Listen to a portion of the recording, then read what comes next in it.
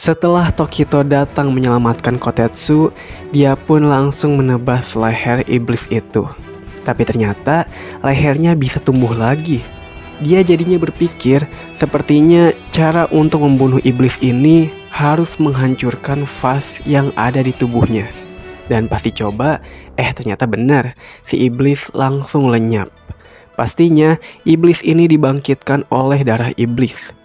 Setelah itu, si Kotetsu pun berterima kasih banget karena udah diselamatkan sama si Tokito. Si Kotetsu juga bilang kalau si Kanamori juga lagi diserang sama iblis. Si Haganezuka yang lagi benerin pedang juga lagi diganggu. Kalau pedangnya gagal, maka pedangnya gak bakal bisa maksimal buat nebas iblisnya. Si Kotetsu bener-bener mohon banget ke Tokito buat bantuin mereka. Tiba-tiba, Tokito mengingat sesuatu dari perkataannya Ubuyashiki Kagaya waktu dulu. Di sini Tokitonya lagi sekarat. Kagaya bilang setelah semua yang dialami Tokito pasti akan bisa mengingat masa lalunya.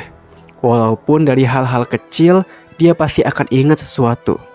Jadinya dengan itu, dia lari dan akan bantu mereka. Meskipun awalnya ragu, tapi sekarang dia yakin bahwa dia bisa melindungi semuanya, termasuk desa penempa pedang ini. Pindah ke Tanjiro, di sini ada bagian kaki dari si iblis burung yang menempel di kaki Tanjiro dan berubah jadi kepala. Tanjiro pun dengan cepat menebas kepala itu jadi dua. Yang ternyata dua bagian kepala itu malah berubah jadi iblis kecil. Saat Tanjiro terkena serangannya, dia menyadari bahwa serangan dua iblis kecil ini lebih lemah dibandingkan serangan asli dari si burung iblis. Dengan itu, Tanjiro menyimpulkan kalau semakin para iblis atas 4 ini membelah diri, maka serangannya pun akan semakin lemah. Dan tulisan di lidah 4 iblis ini juga menunjukkan 4 sifat emosi dari manusia, yaitu ada amarah, kebahagiaan, kenikmatan, dan kesedihan. Dan emosi yang paling kuat adalah kebahagiaan milik si iblis burung ini. Jadinya Tanjiro menusuk dua iblis itu. Tiba-tiba si iblis burung balik lagi dan mencoba menyerang Tanjiro. Saat Tanjiro menghindar, si iblis kecil itu ternyata berhasil lenyap. Berarti dugaan si Tanjiro benar. Semakin ditebas terus-menerus, iblis ini pasti lenyap. Tanjiro pun mulai bertarung dengan si iblis burung. Dan hasilnya, Tanjiro berhasil menebas kepalanya dan iblis ini terjatuh. Tapi si burung malah masih bisa beregenerasi dan mulai terbang lagi. Di sisi lain, si Nezuko masih mencoba melawan si Karaku dan si Genya melawan si mata biru, yaitu Aizetsu. Si Genya meskipun udah tertusuk, dia masih bisa menembak si Aizetsu dan kepalanya hancur. Tapi ya itu percuma, si Aizetsu masih bisa beregenerasi dan tombaknya pun berhasil dicabut dari Genya. Genya pun kehilangan darah banyak banget jadinya, karena organ vitalnya udah ditusuk.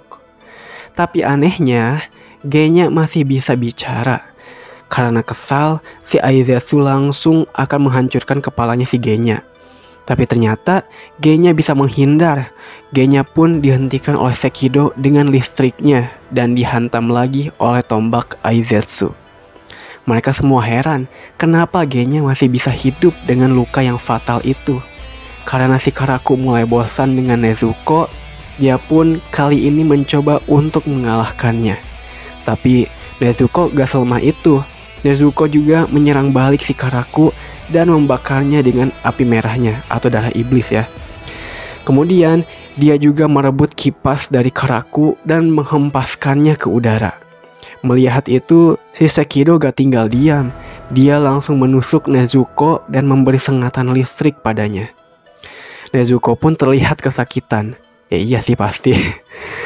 Di sisi lainnya juga, ternyata Genya masih tetap hidup dengan luka parahnya itu. Si Aizetsu jadi bingung. Sebenarnya si Genya tuh makhluk apa gitu kan? Balik lagi ke Tanjiro. Di sini Tanjiro mulai kepikiran suatu ide. Ide yang bisa mengalahkan iblis burung sekaligus bisa membawanya ke tempat si Nezuko lagi. Oh ya, ternyata nama iblis burung ini adalah Urogi ya. Nah, si Urogi pun tertipu dengan gerakannya Tanjiro, yang membuat Tanjiro berhasil menusuknya sampai ke lidahnya dan sambil dibawa terbang. Dugaan Tanjiro benar, ternyata tubuh si Urogi ini ringan banget. Pantas aja Urogi bisa terbang dengan cepat meskipun dengan sayap yang kecil. Jadi dengan itu, Tanjiro lah yang mengambil alih arah terbangnya untuk sampai ke penginapan. Setelah sampai, dia pun mendorong Urogi dengan keras pakai pedangnya, sampai akhirnya dia bisa menembus masuk ke tempatnya Nezuko.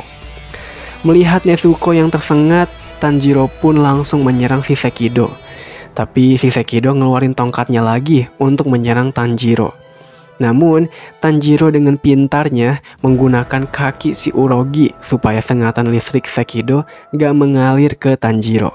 Karena Urogi punya sel yang sama kayak Sekido dan saudara lainnya, makanya gak tersengat. Tanjiro langsung menebas bagian lidahnya supaya regenerasinya bisa melambat. Dia pun langsung selamatin Nezuko. Ketika Sekido berhasil sembuh, dia akan serang Tanjiro. Untungnya, dengan cepat Nezuko menahan Sekido dan langsung membakarnya pakai darah iblisnya kayak si Karaku. Baru aja disebut ya, Karaku setelah terhempas itu balik lagi ke sana dan menghempaskan serangan anginnya ke Nezuko dan Tanjiro. Sampai-sampai tekanan anginnya membuat tubuh mereka mau remuk dan pada akhirnya mereka terdorong sangat keras ke lantai bawah. Tanjiro dan Nezuko langsung tak sadarkan diri. Di sini, si Urogi juga udah berhasil pulih dari serangan Tanjiro sebelumnya. Di sisi lain, tepatnya di desa, para warga membunyikan lonceng atau alarm tentang kemunculan iblis di desa penempa pedang. Ternyata banyak banget tuh iblis ikan yang masuk ke desa dan mengancam nyawa para warga. Untungnya, si Kanroji dengan cepat menuju ke desa, karena kebetulan distrik tempat dia bertugas sangat dekat dengan desa.